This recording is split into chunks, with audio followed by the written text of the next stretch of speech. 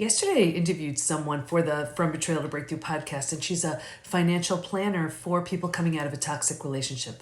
And it's funny because we were talking about how our financial, what's our relationship with money and what it does and how it affects and impacts future relationships. And I thought of a story I hadn't thought of in 40 years, and I'll share it with you.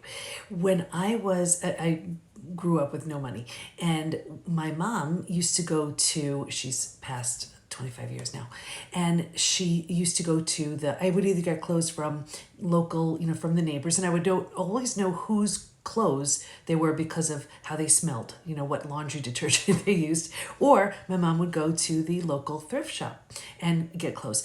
And she had gotten me a pair of jeans that she thought I would absolutely love. And they had a tag in the back.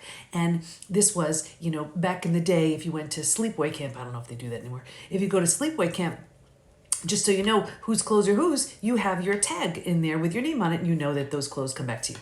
Well, it had a tag of someone who happened to go to school with me, same high school.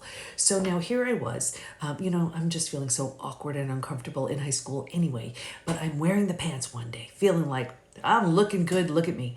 And I walk in the hallway, and 5 girls walk towards me. One of them was the girl whose pants they were. And I was trying to become invisible, and I was just waiting for that moment, and she walks past. She's standing in the middle of those 5 girls, and she says, "Nice pants."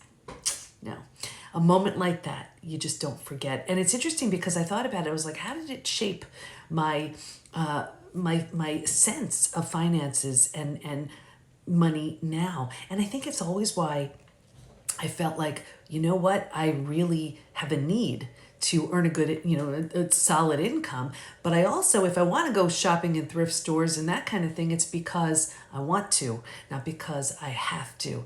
So take a look. What ideas do you have now, whether it's because of money, whether it's, coming from just any kind of behavior?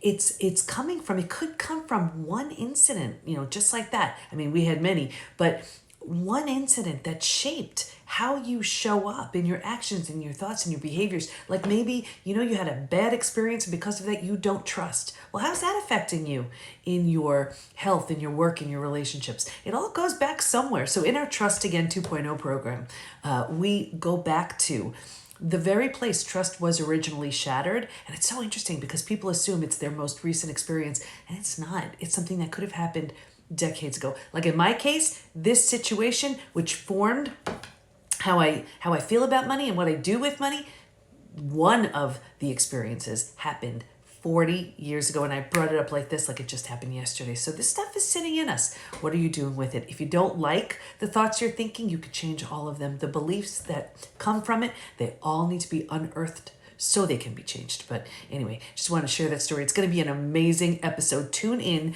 to the From Betrayal to Breakthrough podcast. That one's coming up. We have over 300 something episodes, but that's going to be a good one. Hope that helps.